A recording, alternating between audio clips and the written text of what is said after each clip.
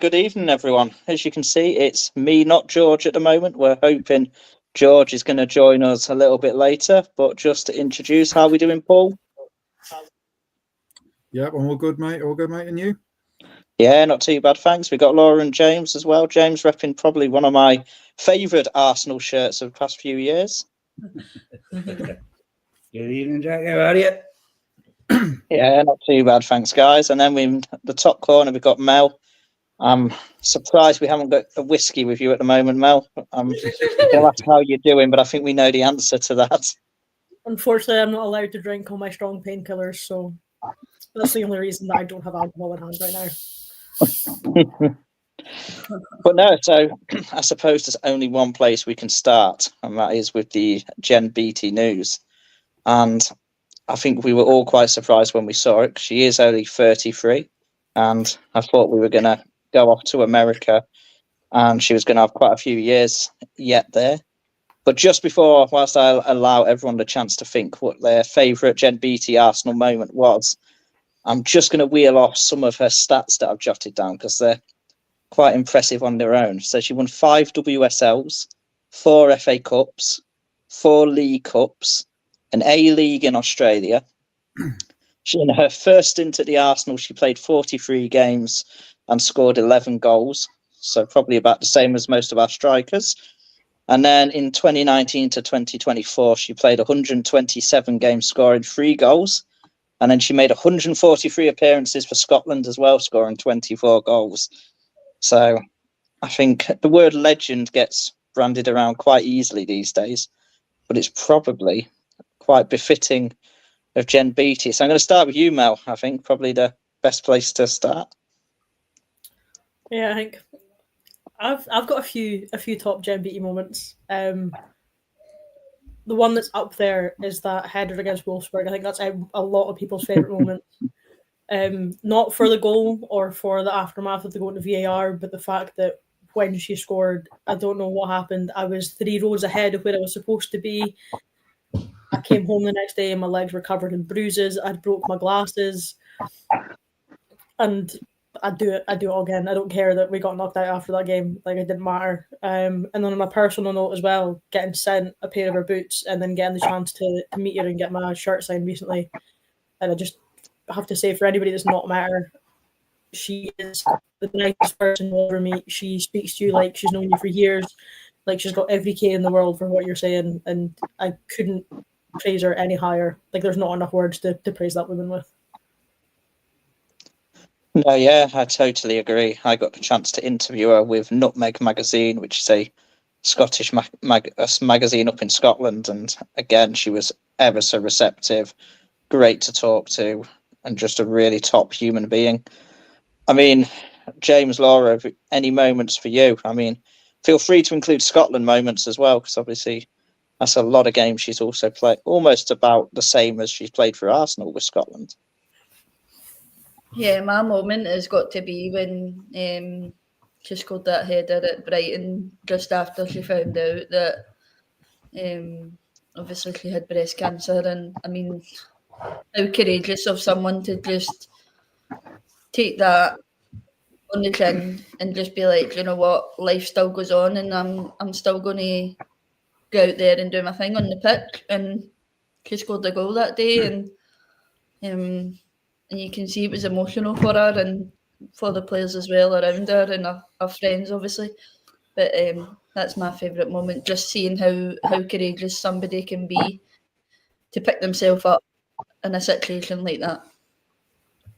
Yeah, I saw in the video she released on her retirement, she also put that down as the moment for her as well. And I think actually it's probably one of the best football moments in the women's game that there's been, full stop. I mean, to go out on the pitch after something like that, I think most of us, including myself, will just never be able to do that. So it just shows the absolute strength of the person. Paul? Yeah, about 2 years ago, when I was at a game, I think it was a home game against Brighton at Meadow Park, and I remember after the game, she was meeting some of the fans and signing autographs and so on. And the security guy was trying to close the stadium down, and she turned around to him and said, "No, go away. I'm talking to the fans."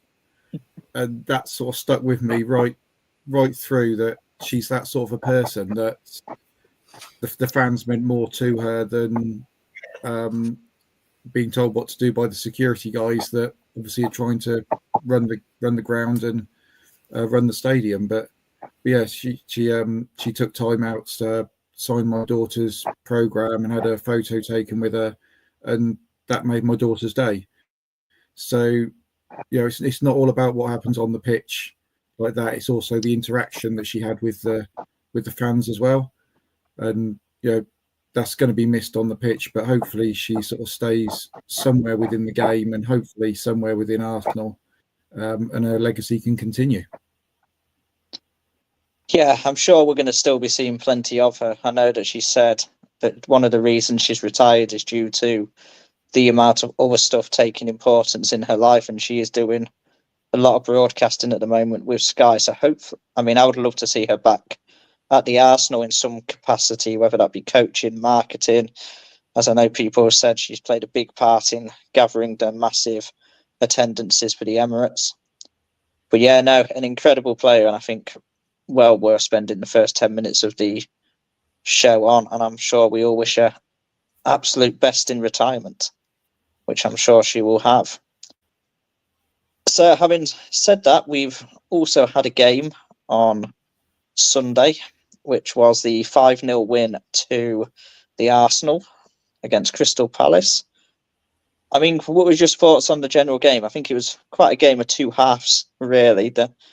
I don't think the scoreline flattered to deceive, Laura and James, but I don't think the first half was anywhere near good enough as the second. Yeah, give credit. I'll give credit where it's due to Crystal Palace. Crystal Palace knew it was the attitude. I keep it respectable. I feel for them. In the first half, they've done exactly that. They frustrated us. They limited what we could do going forward. Personally, I think we could have, if it been sort of on a run of games and with maybe 4 or 5 in, we'd have maybe took the extra breathing time to sort of work something out. But I think for our perspective, it was keep it calm, keep it composed. The time will come. Palace will tire. And it was I'll be nice and say it was a good first half from both sides. Us in the sense we didn't rush anything, we didn't make any sort of stupid little mistakes, which maybe in previous seasons under previous managers we would have. So that's my sort of point, thoughts in the first half. Second half, I think it was the second goal that killed it for Palace. As soon as we got the second, that was it. The heads went down. They knew Arsenal's just going to start turning up the heat, and from there it was just an absolute flurry. Yeah, to be fair, Laura, we had an electric start with a Leah Williamson goal after 6 minutes. How important was that just for breaking down a team like Crystal Palace, just to get that early goal? Yeah, it's been a long time coming for Leah, hasn't it? Like the last couple of games, we've been. I think some of us in here and the predictions have been saying Leah's going to get a goal. She's going to get a goal. She's going to get what is going to come, and eventually it has. When you watch it back, it was beautifully taken.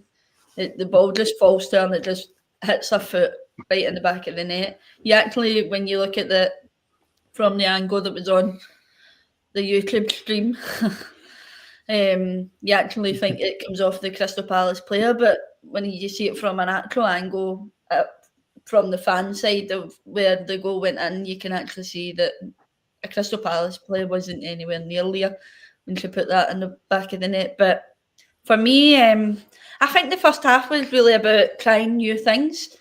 I noticed quite a lot that Beth and Frida Manham switched. Frida was going out, Beth was coming in, Beth was going out, Frida was coming back in. And I know quite a lot, we talk about this all the time, but going on to Twitter and you see people complaining, what are we doing? We've got Rennie as our manager now. We need to now try something that she wants to try. So trying that in maybe the first half and just going in with a comfortable 1-0 and then just saying, you know what, tried that in the first half. Let's go out in the second half and turn it up a gear. And that's exactly what we did. Yeah, I mean, Mel, I think Beth probably played as central as she's played in a long time in this game. And I know there was even her goal came from Emily Fox overlapping and Beth being really almost in the 6-yard box in terms of where she is. Yeah. Is that something you'd like to see more often, Beth being moved more central, or do you think she still has a part to play on the wing? I think it's exactly what I said last week, where we need that bit of creativity where people from the outside are coming in, people from the out are going, people from the inside are going out, and just that little bit of switch, because it blows defenders' minds. As soon as you switch the player, they've got absolutely no idea what's happening. And I think, to be honest, I haven't seen a single second of the game apart from Beth's goal, and even then, just the way that the ball was worked from the left back right the way across the back line and through the midfield, up into the strikers, back out to Emily Fox and into the 6-yard box for the finish. I think it's just textbook football, and I think that's a good example of how good we can be and how easily we can do it. I think that there's no need to complicate things. I think going forward, if we're going to keep playing like that, then we're back to the standard that we all expect. Yeah, I mean, Paul, I think it was quite simple football at the time, and I was quite surprised by the lineup when it first came out. It almost felt like the simple old message of get your best players on the pitch and allow them to find their own space and find their own way. I don't know if you felt that at all, or if you were surprised by the lineup with obviously Beth Mead playing and so on. No, I mean, it was the first game back after quite a long break. Obviously, the Bristol game with the postponement. So with Renee's first official game as our head coach, I think she needed to play a really strong lineup. I think she needed to basically say to them, just go out and carry on doing what you've been doing for the past 10, 12 games and get the result that we need. We're playing a team that, let's be fair, they're fighting relegation, that they're not likely going to be in the WSL next season. So it's almost the perfect team to come back against, because yes, they're going to make it hard for us at the start, which they did, but their legs are going to tire, and that then gave us the freedom to basically try all sorts of different things. And like Laura said, Frida and Beth constantly changing position. The same is happening with Caldenti and Russo as well. A few times they were switching as well, and it was almost messing with Crystal Palace. They didn't know who they were meant to be marking, because they didn't know where any of our players were going to be, and that just played into our hands. So if we can continue doing that going forward, then we could be WSL title holders this year. I think I agree. Sorry, Jack. I think we had to start our strongest 11 since we didn't get that Bristol City game. I think our strongest 11 needed that game under the belt before we go into the Chelsea game. Yeah, it was quite interesting. We played Caldente, Frida Marnham and Beth Mead all together, all with the ability to play quite central as well, in terms of they really were all able to interlink with each other. And obviously Russo was also able to drop deeper. Just getting on to Russo, obviously, Mel, you do play. How important do you think it was for her after the Christmas break to come back and get the goal in terms of confidence? I think every game after the Christmas break is sort of daunting as a player, because you've had that time off and you can't replicate match fitness no matter how hard you try running around the pitch and doing 5Ks and doing the beep test and all that. But no matter where you play on the pitch, if you're a striker, that first goal, if you're a defender, that first slide tackle, that first clearance, first header, as soon as you get that, it just skyrockets your confidence, and you just feel like you're floating after that. You feel that you've came back the way that you finished the last year before the Christmas break, and there's no better feeling than feeling that you just hit the ground running again straight after 2-3 weeks off. Yeah, she's a totally different player. I mean, I'm going to allow each of you a minute on this, but would you say Russo is the best striker in the WSL at the moment? Probably in terms of form, I would definitely say so. And I also think in terms of effectiveness now, even compared to someone like a Ramirez or other top strikers, she has to be up there, doesn't she? What do you reckon, Paul? Yeah, I mean, it's also her ability to drop deep as well when needed. It's not just a case of she's up there scoring goals for us. She's making the space. She's creating spaces. She's creating runs that are dragging defenders the wrong way. That's then allowing other players to get goals and get space as well. So it's not just the goals. It's the overall playmaking, in a sense that she's all over the pitch and she's doing so much for the team that I think she is probably one of the most informed players in the WSL at the moment. I mean, Laura, how good do you think Russo can be? I mean, where would you put her in terms of WSL strikers? I think the way she keeps progressing, she will get better and better. I think under Renee, we're actually seeing what Russo can actually do. I mean, I know everybody's always like, "Oh, we need goals from our strikers," but what our off the ball positioning is something else.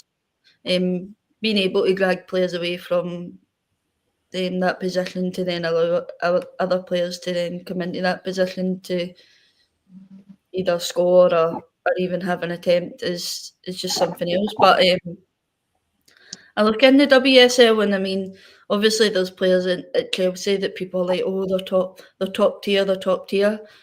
Well, of course, when they've won the league the last 5 years, they are going to look top tier. But I think keep working on Rousseau and keeping that spirit of her confidence up high, and I think even next season, I think she'll come away with that top goal scorer. It could be this season, but we've still got a lot of games to play, and we'll see what it comes out like at the end of the season. No, yeah, I totally agree. I mean, James, our next goal scorer was obviously Beth Mead with a very Beth Mead-esque finish inside the box, right position, composed. She's definitely one of the best finishers at the club. Would you start her again next week?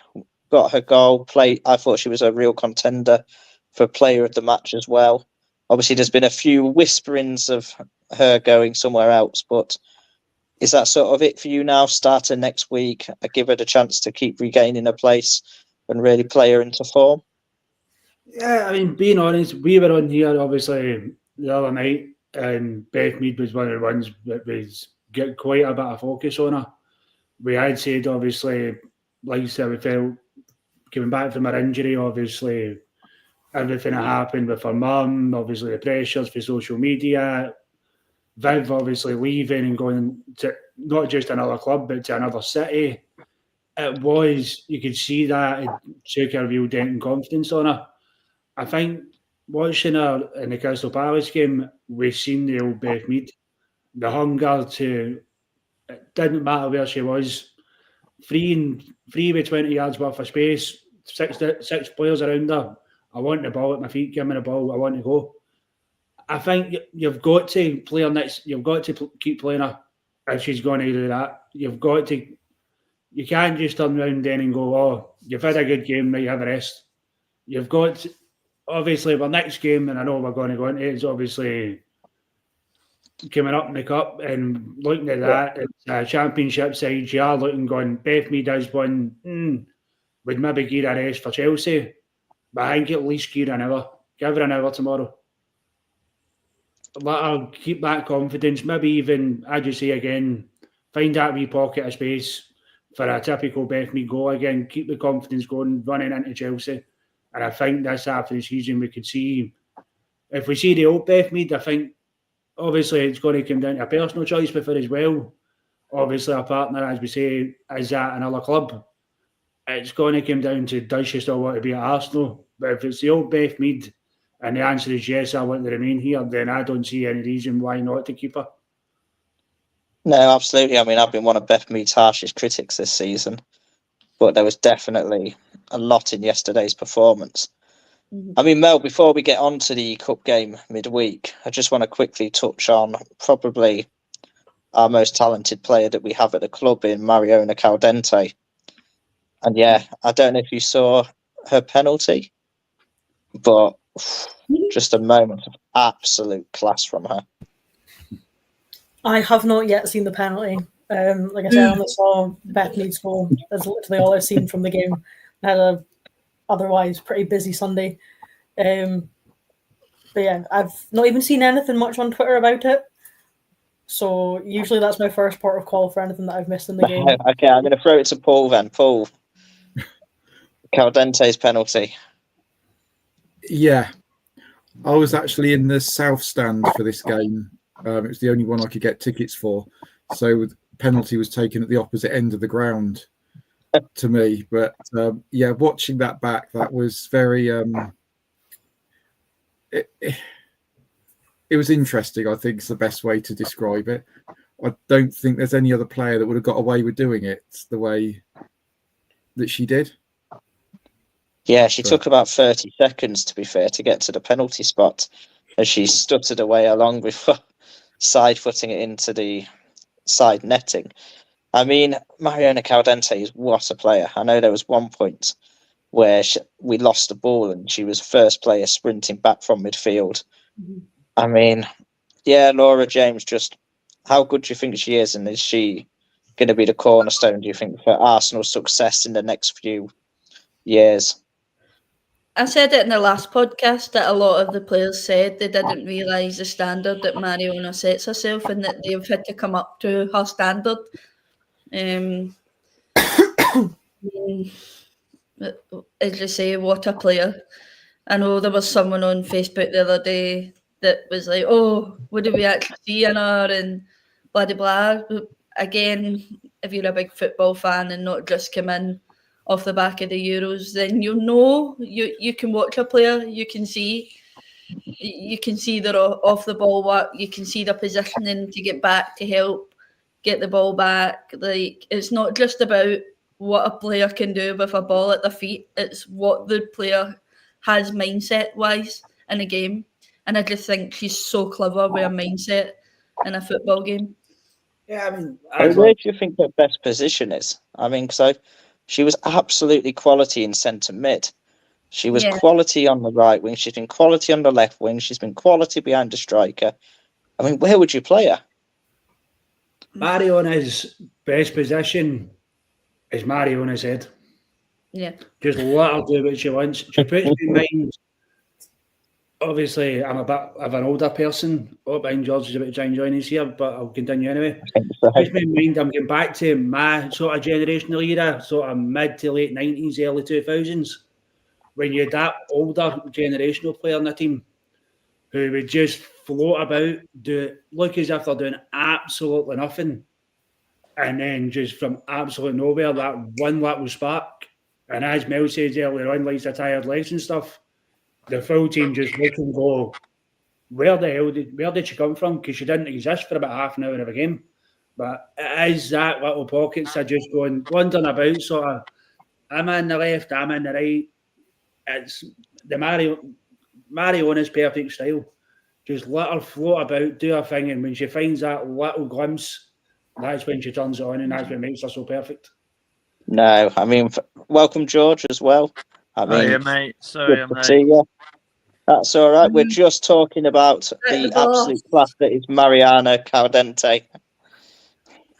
Yeah, she's a quality player, mate. I've seen a couple of people on Facebook getting a bit emotional, but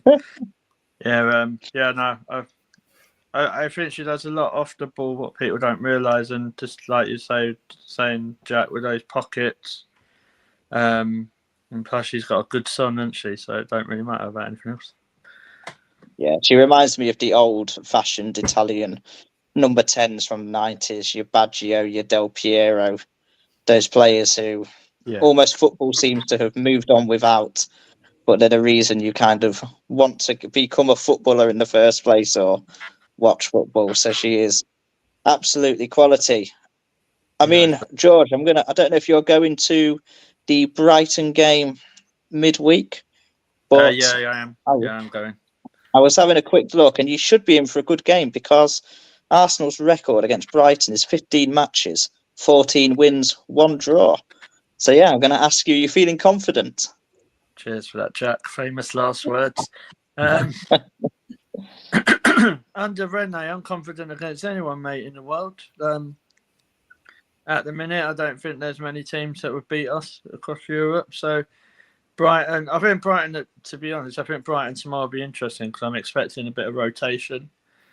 I've heard that the best striker in the world's back from her illness tomorrow. So, and then I think Kafaji will play. So, yeah, I think they'll get the job done, to be fair. But then I'm not sure because, like, with Renee, we haven't.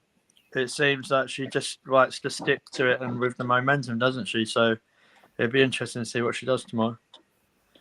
Yeah, I mean, Paul, do you think there's a chance that Brighton themselves also might quite heavily rotate because they're fifth in the league and late European charge for them is not out the window and finishing as high up the WSL as they can? Do you think it'll be a case of two weakened teams, or how would you see this one going? Yeah, I mean they're not far off the two Manchester clubs in the league, especially with United taking the points at the weekend. It's tightened it up quite a bit there. So yeah, I can see both teams potentially making some changes. In that, obviously Michelle can't play against us. For them, I'm not sure if Fran Kirby's back from her injury just yet. I know there was some talk on Twitter the other day that she might be back for this game or not. There's nothing for certain, so they've got a couple of gaps there. But I'd like to see us play.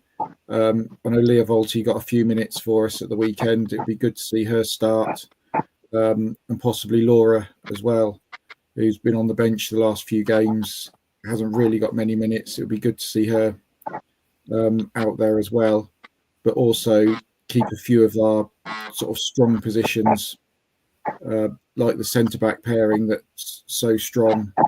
And also, it could also be a game that she starts Manu in goal as sort of a cut keeper rather than Daphne.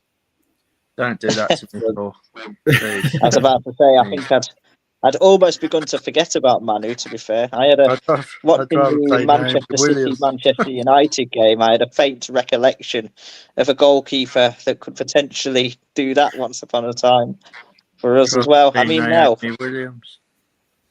how much would you rotate? Are there any players you want to see brought into the starting lineup for this game?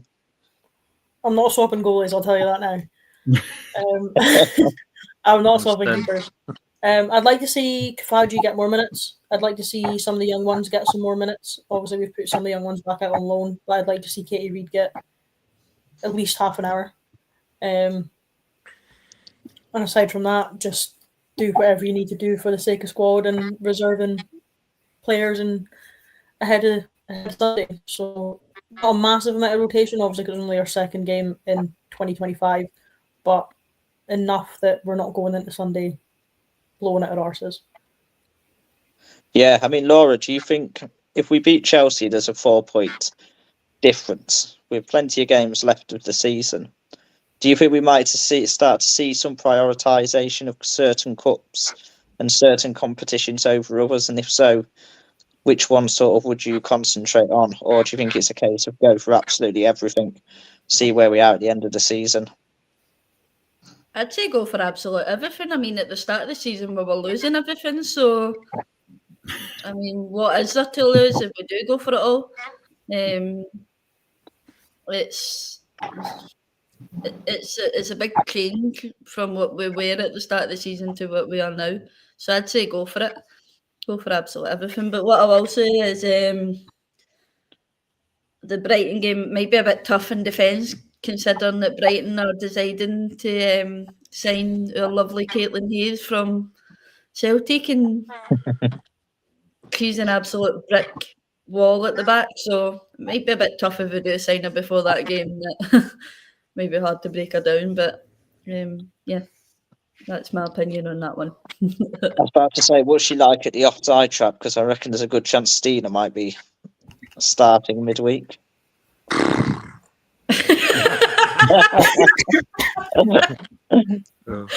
on, George, we're keeping it nice tonight. Not a fan of Stina starting, George. So I'm guessing you're going to go Kafaji Russo up top, yeah? That would me being nice, James. No, I wouldn't even start Russo. Just go false 9 Rosa Kafaji. Why not? She'll probably do more. No, seriously, I think Stina probably will start because like Russo can't play every single game. But then what's the harm in putting Beth in that position? This is why I like Laura on there. Like, she's coming to the dark side. Put Beth there, Rosa on one side, Caitlin Ford or Lena Hurty the other. That's a front three. That's enough to get the job done. It's a bit weird because I agree with Paul. I would like to see Leah Volti start. And I was having this chat with Dorian yesterday. No, not yesterday. Sunday. And because if it all depends what lineup they want to go for with the Chelsea game, because I do think that she'll think a bit with that in the background. Because I tell you, Jack, if we beat Chelsea, you hear it here first, we're winning the league. Because Chelsea will crumble. Chelsea will crumble. I'm fully on board, George. I think Chelsea this season have not looked as fantastic as probably they've claimed to have been. Let's look at the Chelsea game then. I mean, I think the first question I've written down is actually how good are Chelsea? Because I've not been fully convinced by them, but every single statistic is coming back and slapping me in the face. So we'll start with you, George. How good are Chelsea? I think the more the question is how poor is the rest of the league? Because I don't, like I said, like we nearly beat them under Jonas, mate. Like so, I think like it'd be wrong to say they're not decent. They've got some quality in their team, but they're definitely beatable for me. And then obviously if you get that 4 points down to 4 points, Miedemar can bring her in, a Stina out, beat them, then it's 1 point, then the pressure's on. Like, and they haven't got Emma Hayes, so that's something like. Let's see what I know. Chelsea went and battered West Ham, but proper teams don't struggle against West Ham when you've got a proper manager. So I don't know. They've still got some hard games. Like I know people turn their nose up at Man United. I think Man United could potentially give them a game more. There's other teams like Liverpool they struggle with. So if we can, I think this is probably the biggest test Renee will have. And even if we, like, obviously if we don't win, it's probably the title is probably us out of it. But even if you go to Chelsea and get a draw, considering what we watched last season when they forgot the socks, you know what I mean? It was this massive improvement. But I don't know, like, they've not been playing, look, people like Lauren James ain't even been playing, and like they've done all right. They've done what they normally do. I don't think they've been anything extra special, but maybe that's just because I hate Chelsea. I think we all do, to be fair, George. I think we all do. Mate, I hate think them so much.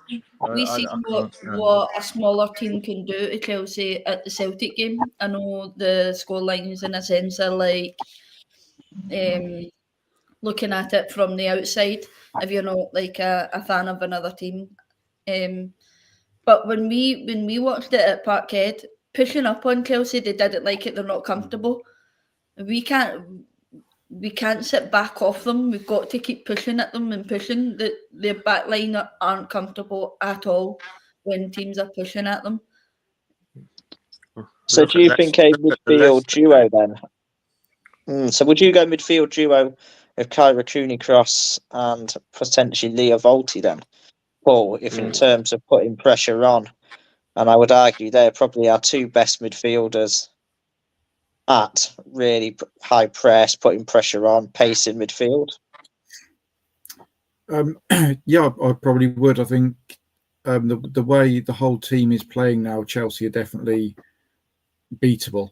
I think they've been average this season, and they've almost been winning games on their other teams are sort of afraid of them. and that's been playing into their hands a little bit. But like we said a minute ago, we almost beat them under Jonas at the Emirates. So now we've got this much confidence in the team, and if we can just keep pressing and pressing and pressing, a bit like we did against Palace last week, every time we did lose the ball, the whole team just got back. They got back behind the ball, retook possession, and moved forward. I know Chelsea are a better team than Palace, Not much. only slightly, but yeah, if we just keep pressing from midfield, they're not going to like the way that we play, and we can get a good couple of goals against them. No, absolutely. I mean, Mel, obviously I'm going to ask you as the centre back of our group, but I know probably since the home game against Chelsea, we've all had nightmares about Ramirez and almost how to stop her. So my question to you is really, what two centre backs are you going to start? Do we stick with Leah and Steph? And just as a general question, I mean, if they were playing your defence, how would you go about to stop Maya Ramirez? Because she's obviously the obvious danger and the obvious threat. Smash her in the air. You've got to stick with Leah and Steph. I think since we've been playing with that partnership, they've proved that there's little, if not anyone, that can get past them. And if it was my defence, nothing to go up against her. A, we wouldn't stand a chance. B, I would just have one of us following about like a bad smell. Wherever she goes, you go.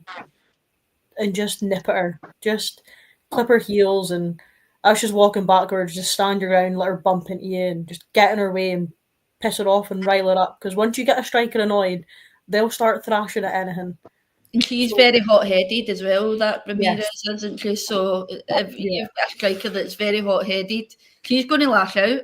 Yeah, it's like, well, on Sunday in my game, their left mid tried to get past me with the ball, and I just pulled her shirt a wee bit just to wind it up, and she was effing and blinding and calling me a dirty cunt, and I just turned to her and told her to keep. I literally looked at her and I just keep running your mouth, and she kept going, and as I was walking away, just making that hand signal at her, she was rattled. So for the rest of the game, she was just hitting the ball from absolutely anywhere and just booting the ball at me before I had to go off. So I was like, my job's done. You're not hit. You can hit water if you fell about the day. So yeah, when you know that the person you're up against is hot-headed, just rile them up. Sounds like it could be a job for either Katie McCabe or Kyra Cooney Cross, that one, to be fair. Yeah. Probably Kyra Cooney Cross. Even at corners and stuff, just like nip the back of their arm and pull their shirt, stand on their toes, just stupid little things like that. Just really piss them off, because then they start whinging at the ref and they start thinking more about that than thinking about their set piece. And strikers are the easiest people to wind up because they think they're the best things in sliced bread. Just got to get in their head. They do not like being humbled. Yeah, you just got to get in their head, really. Like, I agree with that. Like, tell her what's happened in the next episode of The Traitors or something. Whisper it in her ear. She's going up for a corner. To be fair, that would definitely wind me up. I mean, I think exactly. Just be an absolute dickhead. That's what I would do. I think that's what's got to be done. I think there's a couple of players at Chelsea though that could probably lash out if you get in their head. So, being one of them. Yeah. So, and obviously the advantage in the women's game, thankfully, is there's no VAR as well. So I guess from things like corners and set pieces, you do have the advantage of set piece the ref not likely to see it. Little elbow to the ribs, couple hands on the back when they go to jump. Well, Mel woke up this morning and chose violence. Mel woke up on Sunday morning and chose violence. I've been like this for a few days. I was about to say, I think if Mikel Arteta was sat watching this podcast, he'd probably be quite proud of some of the things we were saying. I mean, obviously, that's with the defence. James, who would you put in the attack? Obviously, we've just sang the praises of Beth Mead, Russo. We've got as the informed striker in the WSL, and then obviously Caldente Marnham. What would be the attack that you went with? Because I think against Chelsea, someone like Caitlin Ford providing the pace alongside Caldente and maybe Beth Mead could be the way to go. But yeah, what do you think? Yeah, I think we've seen it for Rennies to go. I think we've definitely seen it. The Caldente, Beth, Russell up top. I think that's us. All those players that are set in stone. That's what she's going, kind of what she's comfortable with up front. I think what she's got to really do is sit down. If it was me personally, I'm sitting down and I'm showing them everything. I'm showing them the Erin Cuppa podcast interviews where she properly basically tears us apart and going, you seriously want that to still sit there next week taunting you? Go out, guns blazing. You know what? See if we get beat. See if Chelsea was to beat us, it'll be heartbreaking. But see, at the end of the day, let's face facts, go back maybe even so much as when Jonas first left, we would have been sitting here going, just keep it respectable. We'd be Crystal Palace all over the back if Jonas was still here. Keep it respectable, just do not take a tanking. Mm-hmm. Whereas we're getting into this now going, we beat them. They've still to play Man U, they've still to play Man City, they've still got tricky games against Liverpool. Crystal Palace are going to be desperate for absolute scraps of anything. Anything is possible. That would be my sentiment to every single player. Is I know even I'm going to stick this up. This is my comfortable starting 11. It's who's hungry for it, who wants it more. I'd get Ian Wright back in there again and give them that pep talk for the Conti Cup. Get Stuart. Yeah, I mean, Paul, obviously, we've appointed Rene as our manager now, which is to the delight of, I say, 99% of people, bar a strange 1% on Facebook. Which I came across. On Facebook. No, they're not. Oh. No, they're not only. I've seen them in other places. They're lurking around. It sounds like. They're like the Arteta out brigade. Christ. No, I would say that probably one of our advantages is Rene and the way that she can keep calm under pressure, and she has the ability to motivate. I think back to the Bayern Munich game in the last group game of the Champions League, and just how much of an asset is she to have? Because obviously we've all sat here and chosen violence in this game, but I know if I was playing that game, I would be sent off in the first 15 minutes because I'd be trying to wind someone up, and I'd probably lose my head myself. So yeah, just how crucial do you think Rene's going to be? And obviously Chelsea haven't come up against her before as well, and we're unsure what she's going to do. Do you think Chelsea have got absolutely no idea as well what Rene's going to throw at them? I mean, she's got the advantage that she has come up against Chelsea before. Okay, as an assistant, not as the head coach, but now she's taken that step up. She knows what Chelsea are like. She knows the players. She's been sat on that bench for a few games now where we've played them, and obviously some we've won, some we've lost. But I think tactically she's got the advantage, and she's got that calm head on her that even, correct me if I'm wrong, but I think Katie McCabe's only picked up one yellow card since Rene got the head coach role, and that was against Tottenham.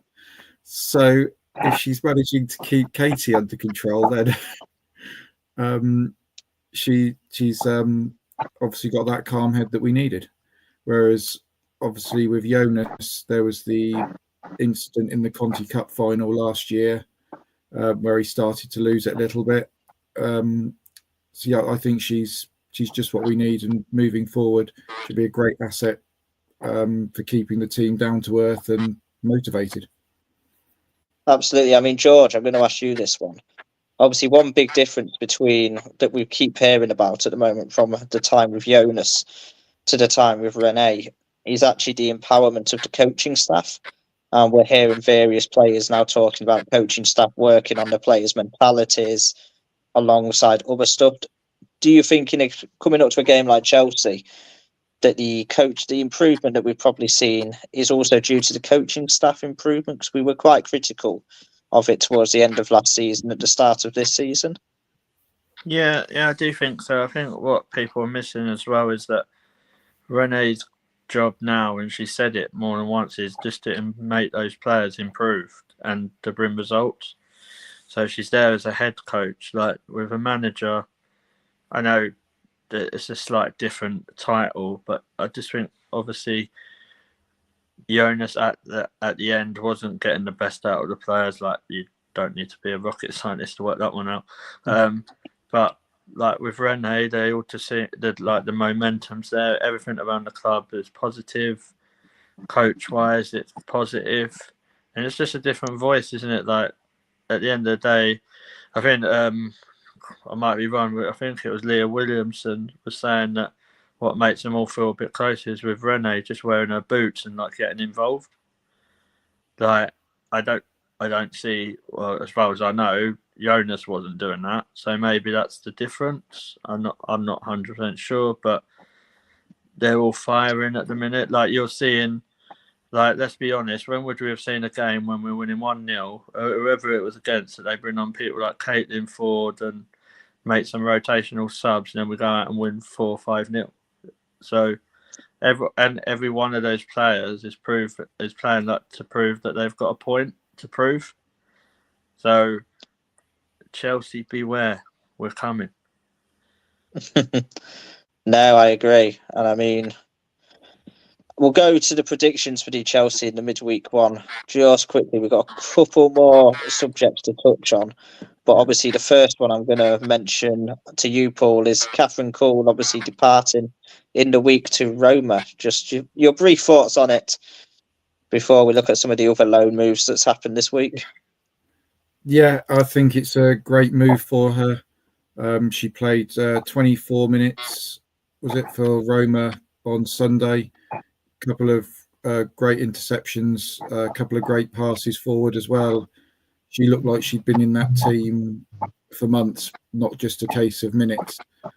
So, yeah, sad day for her leaving Arsenal, but great move forward. And I believe she's actually played more minutes for Roma this season than she has for Arsenal. Which, considering she only joined them a couple of days ago, is a bit of a interesting stat. But yeah, I wish her all the best, and Paul, hopefully did you have a black armband? No, but he's got a very shirt on nearly. backwards right now, so we can all see Catherine Cole on the back. Yes, it'll be its last appearance on the podcast He's today. just going to be standing there like. We're gonna have to do a GoFundMe page to get you a new top, Paul. We can't be having this. Come on. I'll tell you what, Paul, there was a rumour going around that you were Catherine Cole's agent.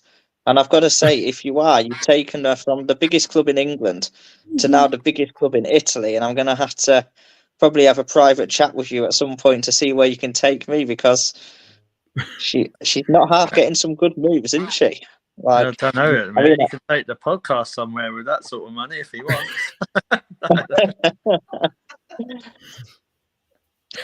Yeah, obviously, couple loan players went out. I don't know, Laura, James, if you want to talk on any of them. Obviously, I've just got what Darren means now. I was just about to interrupt there and say, I think you're giving Darren PTSD when you're saying Laura James, because he's saying it's reminding him of Laura James.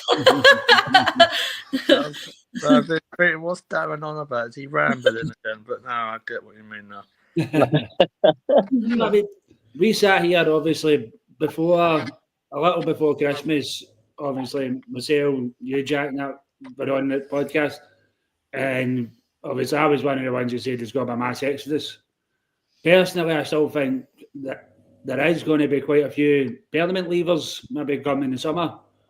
But in terms of loan moves, looking at seeing what's going out, the younger players, where they're going, I think it's good sense from Arsenal and a good chance for the young ones to go out, get that first team experience. That let's be honest, if we are going to push for everything, as much as we need the extra bodies, obviously going back to the horror ACL season, we're also looking for experience when we're pushing forward. And I think for them to get that little bit of momentum behind them, be able to come back and go, right, I know every first team's different, but I've got a general feel of how a first team setup works, training, what I need to do, my own sort of personal stuff, diet, fitness, and all that. It's going to be a great experience for them. I think about the only one personally who's sort of recently signed a new contract that I don't see going is Katie Reid.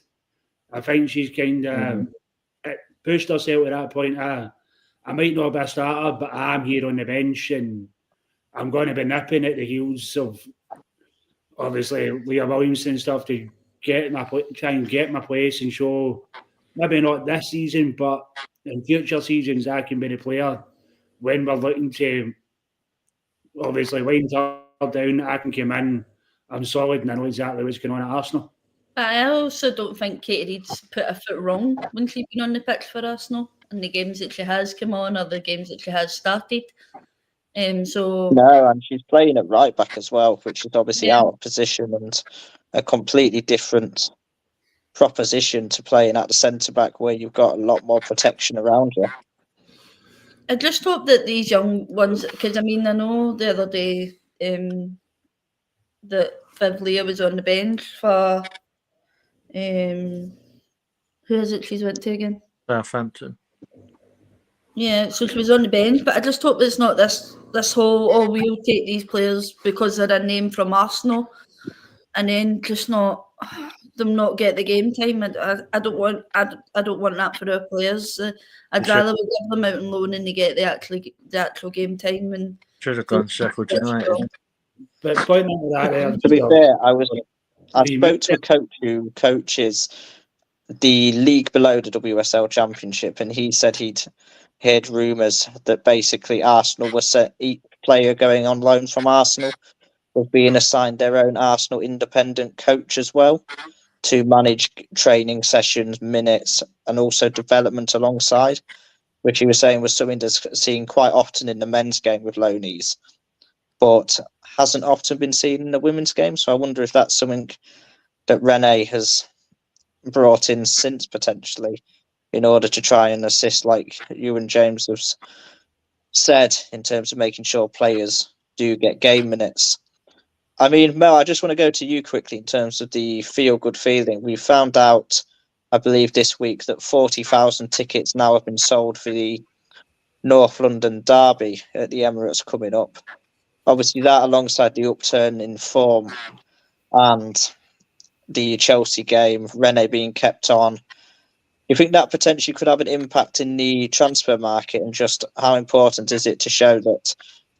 I think last season there was sometimes questions, wondered if it was the whole Arsenal club good factor that was pushing into attendances.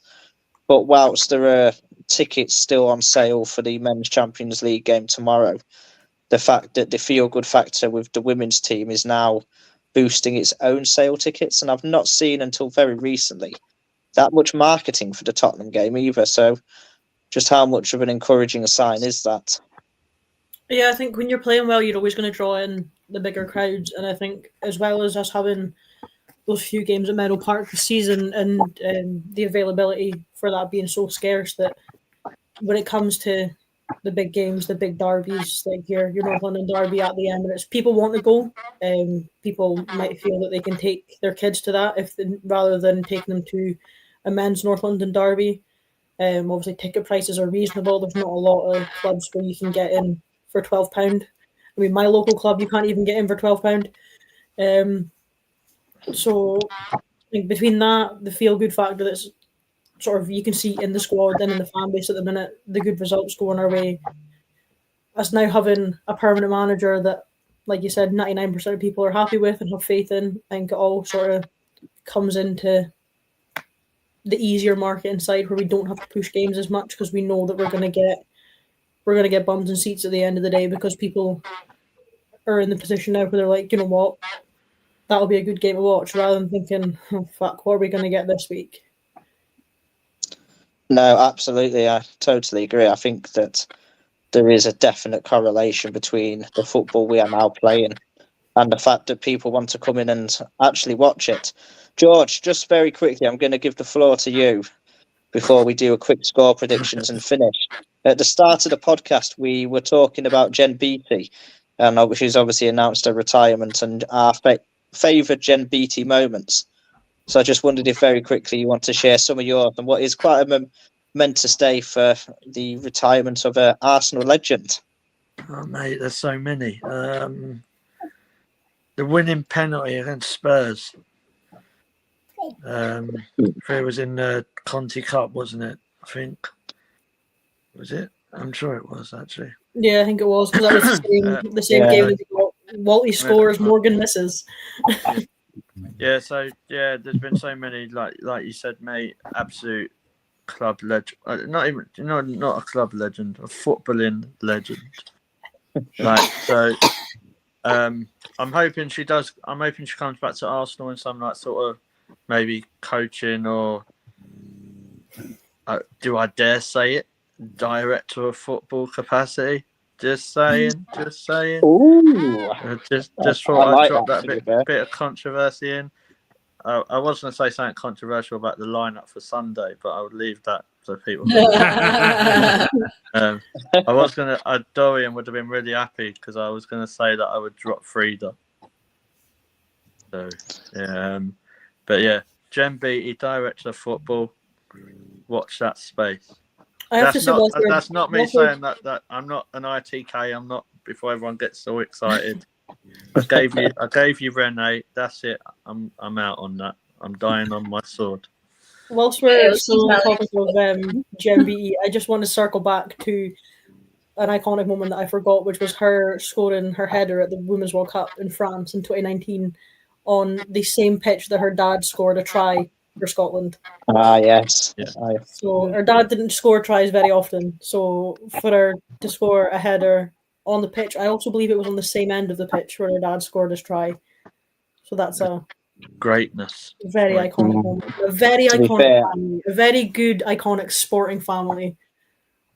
So shout out to I had jotted down an Arsenal 3, Chelsea 2 in about 2020.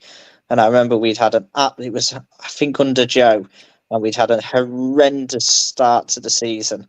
It was just before he ended up getting sacked, and I remember feeling nothing but anger towards the Arsenal at that point for a good few months. And then we beat Chelsea, who were flying at the time, 3-2.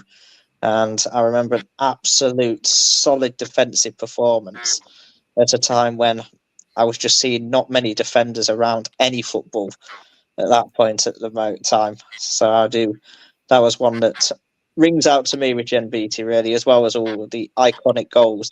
I mean, she only scored iconic goals, I think, really, thinking about it. So just quickly before we finish, if we get our Brighton Arsenal predictions for midweek, and then we'll quickly whiz round and get our Chelsea ones as well. So Mel, your Brighton prediction? I'm going to go 4-0. Brilliant, George. I'm going to go, just imagining James's face here. I'm going 3-1, Stina, first goal scorer. Oh, that's brave predicting we're going to concede, George. We haven't conceded in hundreds of minutes. Yeah, but James, what do you reckon? It's going to be not the proper defence, isn't it? I'm trying to kind of, as much as my heart's saying that squad players are going to get a shot tomorrow, I think it's going to be for at least an hour. It's an IGR, get the job done and then give them a rest. I'm going to stick with Beth Mead grabbing the first goal. I'm going to go for 4-0. All right, Laura. I've done my best there to not say Lauren James, so hopefully there's no PTSD in the chat. Poor Darren. I'm going to go 3-0, and I am going to go with another Leah Williamson goal. Oh, nice. Paul, can we get 2 predictions from you maybe for the Brighton one? I'm going to go 3-0, and I think Frida's going to get the first one. Nice, and I'm guessing that's your daughter. Do you want to give a prediction as well? Yeah, Casey, do you want to give a score? No. Okay. No. Good answer. Fair enough. Knows her mind. I'm going to go 3-0 to the Arsenal, and I'm going to say we're going to get that. Oh, Katie McCabe goal. She's been due a goal for a while. And then we'll just whiz around again. Her son. Like her song. Well, It's it with us in, plays on the win. That song's about 20 years old. to be fair, she's doing everything at the moment. I know she spent a few weeks in the doghouse earlier on, but she's been in pretty impressive form. Version for the Katie McCabe song. Actually, is she plays at left back. Got Jonas the sack. We've got Katie.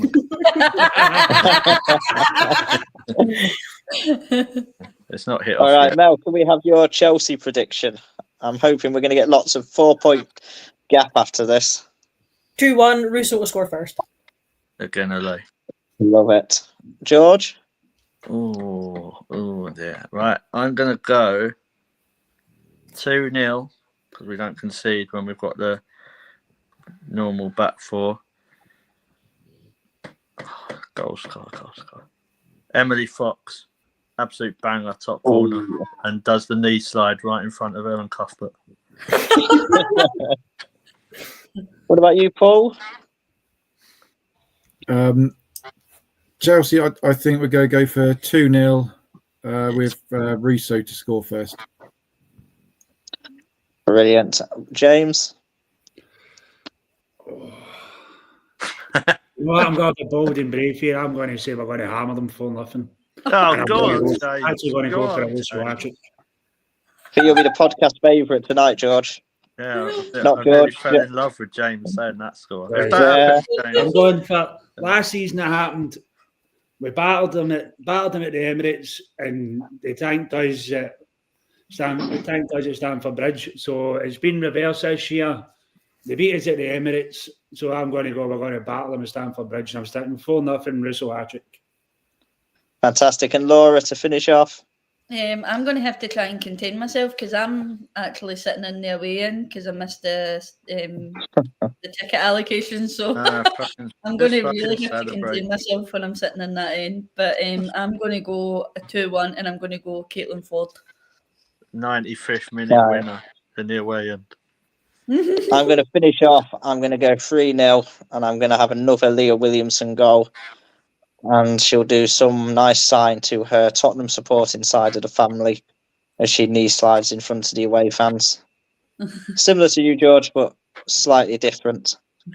And I think as the hour's up, we probably better call it there. So hopefully normal service will be resumed with George at the helm again next week. But I don't think we crashed the ship just yet.